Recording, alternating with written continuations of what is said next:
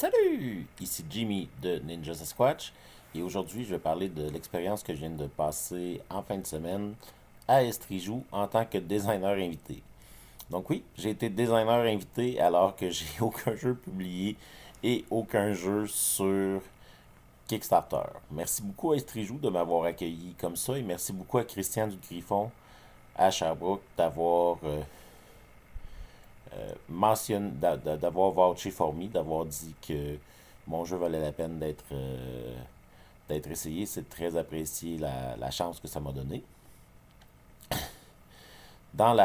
J'ai présenté mon jeu Heroes Rising, qui est un deck building coopératif pendant toute la fin de semaine. Euh, Ça a été une grosse fin de semaine, mais ça a été très enrichissant et très intéressant. J'ai présenté le jeu à environ une vingtaine de personnes. Ça m'a permis de gagner 4 followers sur mon Facebook, sur le Facebook de Ninja Sasquatch. Euh, Monter de 33 à 37. Fait que 4 dans ces circonstances-là, c'est beaucoup. Même si 4, ça change pas vraiment, ça semble pas vraiment grand-chose initialement, mais à grossir pour atteindre une certaine masse, on va aller chercher des gens différents. On va avoir des gens qui vont avoir d'autres contacts. Ça peut augmenter, ça aide quand même. Puis ça a été une expérience plaisante, ça a été le fun à montrer, donc ça a été très rentable, très appréciable là-dessus. Même chose, 20 personnes, ça peut pas sembler beaucoup, mais c'est un jeu qui peut prendre, normalement c'est 60 à 90 minutes, mais quand on monte le jeu à tout le monde et que c'est des gens qui ont plus ou moins l'expérience, ça peut prendre 2 heures, un peu plus. C'est des gens qui sont là pour jouer à des jeux, oui, mais c'est quand même des gens qui ont la générosité de venir jouer à un jeu qui est encore en prototype. C'est un prototype avancé, mais c'est pas un jeu qui est finalisé. Il est pas aussi shiny que d'autres jeux auxquels ils ont accès. Et c'est aussi un jeu d'un parfait inconnu. Donc, je trouve ça très généreux des personnes qui sont venues voir. Tout le monde a apprécié l'expérience. Ou en fait, je devrais dire, tout le monde a eu l'air d'apprécier l'expérience. Parce que là, on rentre un peu dans la partie du playtest en tant que tel. Là, ici, je faisais pas vraiment. C'était plus présenter mon jeu que faire un playtest. Mais quand on fait un playtest en tant que designer avec des gens, euh, ce qui est important de regarder, c'est pas à la fin est-ce qu'ils disent qu'ils ont apprécié le jeu, c'est très important de regarder comment ils jouent au jeu, comment ils interagissent avec le jeu, parce qu'à la fin, la majorité des gens vont probablement dire qu'ils ont aimé le jeu, parce que ben, ils parlent avec le créateur du jeu, ils veulent euh, ils veulent que le créateur. Quand on parle avec quelqu'un, on veut quand même lui faire plaisir, faire ça. Faire ça, être poli, regarder qu'est-ce qu'il y en a. Fait que c'est toujours à prendre avec un grain de sel quand on fait ces playtests-là. Mais quand ils jouent au jeu et qu'ils sont concentrés sur le jeu, s'ils regardent puis que tu vois les étincelles briller en tant que tel, ou tu vois que, oh, un déclic là, je peux faire ça. Hey, les gars, je peux résoudre telle situation-là. Ça serait surprenant qu'ils le fassent parce qu'ils s'attendent pas à ce que tu regardes, ils sont occupés à regarder jouer. Fait que ça en dit plus, à mon avis, que ce qui est dit après. Les commentaires négatifs, eux autres après, ça vaut la peine de les prendre parce que c'est vraiment pertinent. Moi, j'ai pas eu beaucoup de commentaires négatifs en fin de semaine. Ceux que j'ai, ça vient à la partie prototype, puis il y a des remplacements que je dois faire avec des cartes plus claires, que je suis au courant que je dois les faire, que je voulais faire avant Strijou. Mais c'est vraiment très long de découper toutes les cartes puis les sliver toutes, donc j'ai pas eu le temps de faire ça pour toutes les cartes là-dessus. Une autre chose que ça m'a appris qui est plus intéressante de mon point de vue, parce que ça, la partie du playtest puis comment les gens vont réagir, je l'avais vu ailleurs dans d'autres vidéos, et ça fait du sens quand même. L'autre chose que j'ai appris là, j'ai réalisé que jusqu'à maintenant, la manière dont je présentais mes playtests à des gens, à des inconnus, est un peu inadéquate en fait. parce que je présentais mes playtests, je présentais mon jeu, je leur expliquais le jeu, puis je regardais pour jouer de la même manière que j'ai joué avec mes amis quand j'ai présenté. C'est-à-dire, je leur donne l'information qui est nécessaire comme je leur montrerai un autre jeu, puis on commence à jouer au jeu à la difficulté qui est supposée avoir, qui est une difficulté médium. Avec mes amis, on a l'habitude de jouer à des jeux de cette difficulté-là ou plus difficile. Fait qu'à la difficulté médium, pour nous, pour apprendre, pour apprendre, c'était pas difficile. Ça rentre bien. Quand même, on comprend les mécaniques. Le jeu est full co-op. On le maîtrise. Ça avance bien. Ici, je vais tester mon jeu avec des gens que j'ai aucune idée c'est qui. Parce que j'avais un stand, des gens venaient, tout ça. On discute un peu avant, puis une des questions que tu m'as posées, c'est quoi votre expérience de deck building? Euh, et il y avait des gens qui c'était leur premier deck builder. C'est la première fois qu'ils rencontraient la mécanique. C'est sûr que c'est facile de se dire, faut que j'adapte comment j'explique pour être un peu plus inclusif. Mais ce qui arrive aussi, c'est que si mon jeu il est fait pour être correct et intéressant à des gens qui ont une bonne expérience de deck building, ça veut dire qu'il va varloper des gens que c'est leur premier deck building. Et c'est là que dans le fil du temps, je me suis moins vu comme un designer qui présente son jeu que comme un DM à un certain point. Parce que mon objectif, là, c'est de leur présenter pas nécessairement le jeu avec toutes ses règles, avec tous ses trucs. De toute manière, c'est un jeu en prototype. C'est des gens qui le testent on the fly là. Ça a donné que dans beaucoup de cas, j'avais des groupes qui étaient pas des groupes de 4 personnes. Donc, pour souvent des groupes de 2 personnes, en fait. Pour rendre ça un peu plus dynamique puis participer parce que c'est plus plaisant, je jouais un des personnages. Mais je jouais un personnage vraiment à la manière dont, en tant que DM, je vais jouer des NPC qui accompagnent le groupe. C'est-à-dire, mon rôle, ça va être de faire shiner les joueurs. C'est eux les héros. Fait que je jouais un personnage qui est spécialisé dans le fait de donner des ressources. Ben, je jouais mon personnage et je le spécialisais dans le fait de donner des ressources aux autres. Puis eux achetaient des plus grosses cartes, puis il y avait des trucs. Moi, je pouvais régler certaines petites crises de côté avant qu'ils ambitionnent. Eux, ils partaient avec un sentiment d'avoir été abusif dans la game, parce que ça avait quand même très bien été. Moi, j'avais quand même des bonnes games. Aussi, j'ai modifié un peu la manière dont je créais le deck. Je le créais pas entièrement aléatoirement. Ben, je le créais pas comme il devrait être créé normal, avec l'aléatoire normal. Il y a des cartes que, s'ils sortent tôt, ils rendent la game extrêmement difficile. Puis ça, je l'avais vécu dans un autre playtest plus tôt, euh, où la game avait été très difficile. Ça m'avait pas dérangé particulièrement à ce moment-là. Les gens avaient quand même apprécié le jeu. Il y en a des qui étaient revenus pour apprécier. Sauf que là-dedans, il y avait des gens qui c'était à peu près le premier deck builder aussi. Puis, qui ont pas eu. Ils ont tellement rentré en réaction rapidement parce que le jeu leur a fait peur. En mettant des cartes, puis en voulant tout en rentrer en mode contrôle de dégâts et pas rentrer en mode deck building, que ça a beaucoup diminué l'expérience qu'ils ont eu du jeu. Quand ils ont joué une autre game, ceux qui ont joué une autre game, ils ont fait ah oui, là, ça a été vraiment plus satisfaisant. J'ai plus eu l'impression d'apprendre le jeu puis de voir qu'est-ce qu'il en était. Et ça, c'est mon erreur quand je l'ai présenté. Je l'ai présenté comme je présenterais à mes amis, au lieu de le présenter comme un DM, que l'objectif c'est je vais vous donner la partie la plus fun possible, adaptée à vous. Là, j'admets que je coupais un peu les coins ronds sur la partie adaptée à vous.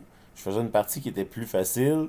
Si j'avais eu un groupe euh, de deck builder d'expérience qui serait arrivé, la partie n'aurait pas été adaptée à eux. C'est pas beaucoup arrivé dans. C'est pas arrivé dans le week-end. Dans le week-end, j'ai eu des groupes qui avaient des deck builders d'expérience avec des gens qui avaient jamais deck buildé du tout. Fait que je préfère mettre ça un peu plus simple pour que ça rentre. Puis ça a quand même été intéressant à regarder, voir ramener l'expérience de DM.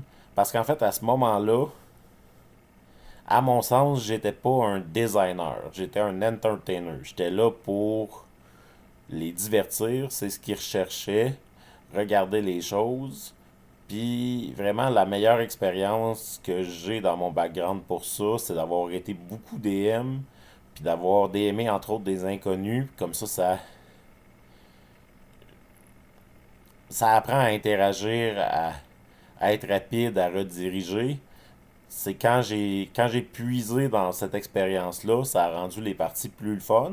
Les gens ont eu l'impression que mon jeu était plus le fun. Euh, mais c'est leur interaction avec le jeu qui a été plus dirigée vers de quoi qui est targeté.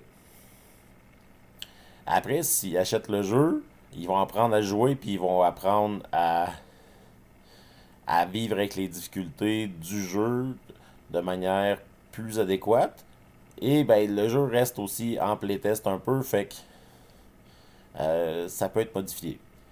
Euh, il est possible aussi je m'attends pas à ce que les gens qui ont jamais deck buildé avant achètent le jeu de base, ou même s'ils le font, s'ils ont découvert le deck building au point de vouloir acheter un jeu, le jeu n'est pas encore sur Kickstarter, donc ils ont le temps de s'améliorer en deck building avant de retomber dessus, puis peut-être de ne pas se rendre compte que en fait, le niveau de difficulté pourrait être le même dans une autre partie de toute manière.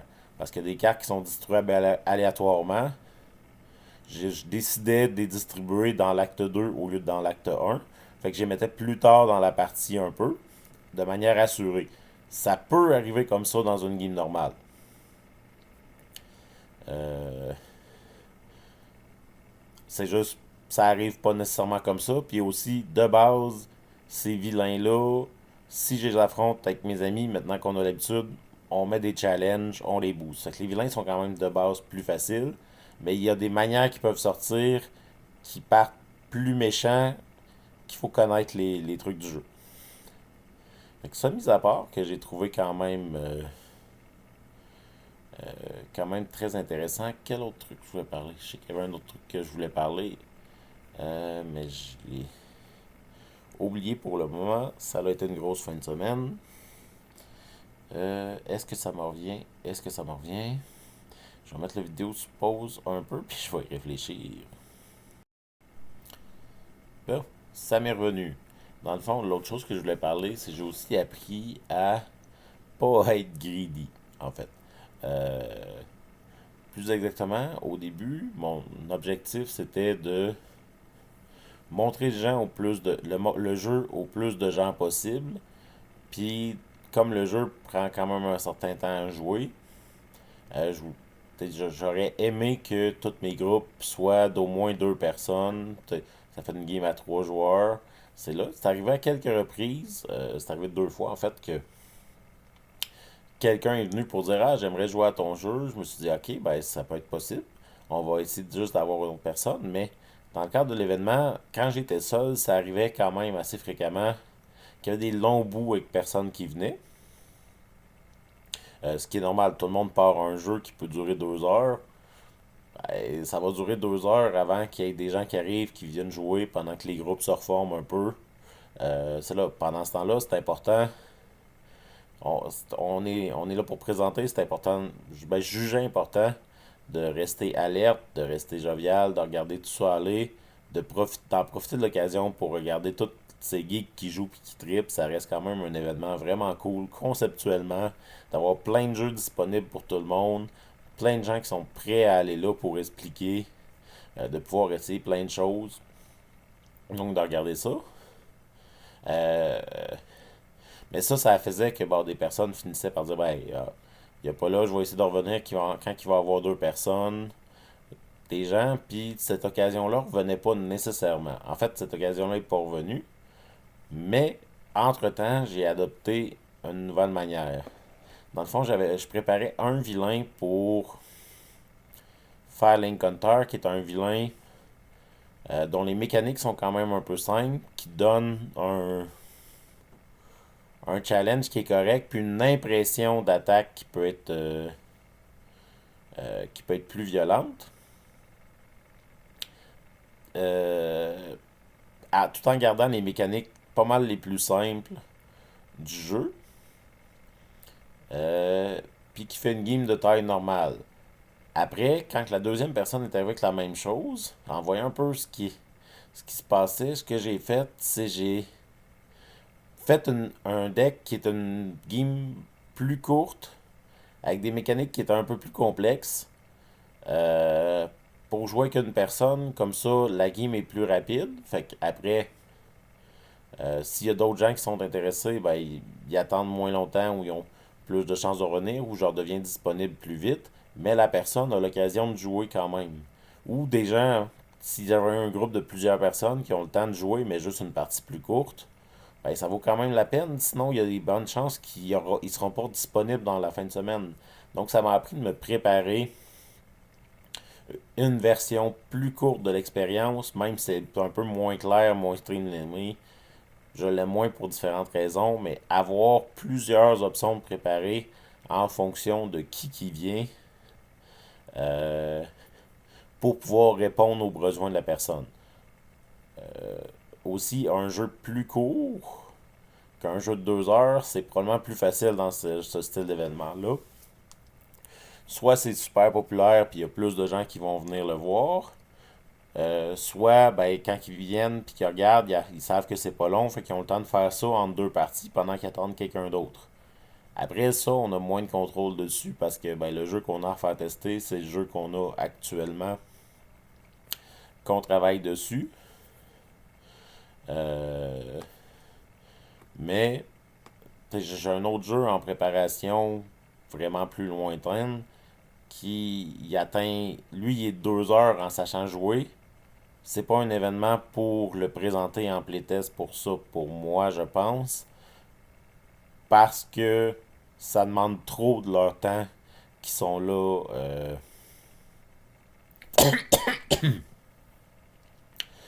Qui sont là pour les autres jeux principalement. Ça, je pense que ça serait pas approprié, ça serait pas sympathique de sortir un jeu qui est plus long comme ça pour une présentation dans un événement ludique de présentation de plein de jeux où ils peuvent venir jouer à tous les jeux. Oui, explication du concept de Estri-jeux. S'il y a plusieurs jeux disponibles, il y a des gens pour expliquer les règles, il y a des tables, servez-vous. Et ce, pendant des heures.